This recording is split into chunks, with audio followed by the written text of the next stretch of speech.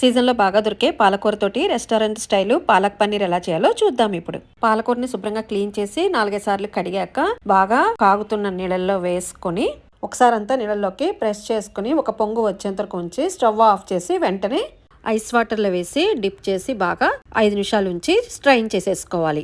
Ice వాటర్లో వేయటం వల్ల మీకు పాలకూర అనేది మనం కుక్ చేసేటప్పుడు గ్రీన్ కలర్లోనే ఉంటుంది, బ్లాక్ అవ్వదు. ఇలా మిక్సీ జార్లో స్ట్రైన్ చేసి వేసుకొని దాంట్లో వెల్లుల్లిపాయలు, కొంచెం అల్లం ముక్క, 2 పచ్చిమిర్చి, 1 టమాటా, కొంచెం కొత్తిమీర వేసి మెత్తగా పేస్ట్ చేసుకోవాలి.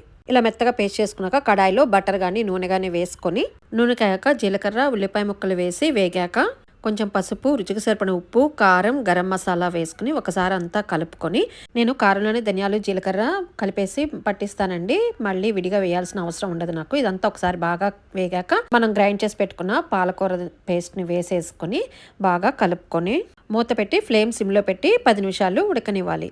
తర్వాత మూత తీసి ఒకసారి అంతా బాగా కలుపుకొని కట్ చేసి పెట్టుకున్న ఫ్రెష్ పన్నీర్ ముక్కలు వేసుకొని కొంచెం వాటర్ పోసి ఒకసారి అంతా కలుపుకొని మీకు కావాలంటే పన్నీర్ ముక్కల్ని వేపు కూడా వేసుకోవచ్చండి.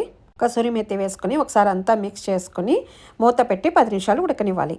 తర్వాత మూత తీసి అమూల్ ఫ్రెష్ క్రీమ్ మీ దగ్గర పాల మీద మీగడ ఉన్నా కూడా కొంచెం బీట్ చేసి వేసుకోవచ్చండి. అమూల్ ఫ్రెష్ క్రీమ్ వేసుకుని ఒకసారి అంతా కలుపుకొని కొత్తిమీర వేసుకుని స్టవ్ ఆఫ్ చేసి తాలింపు వేసుకోవాలి. కడాయిలో బటర్ వేసుకుని వెల్లుల్లిపాయ ముక్కలు వేసి కొంచెం బాగా వేగనిచ్చి ఎండుమిరపకాయ, కారం వేసి అంతా ఒకసారి కలుపుకొని పక్కనే రెడీ చేసి పెట్టుకున్న గ్రేవీలో వేసుకొని మీకు నచ్చిన రోటీల్లోకి సర్వ్ చేసుకోవటమే.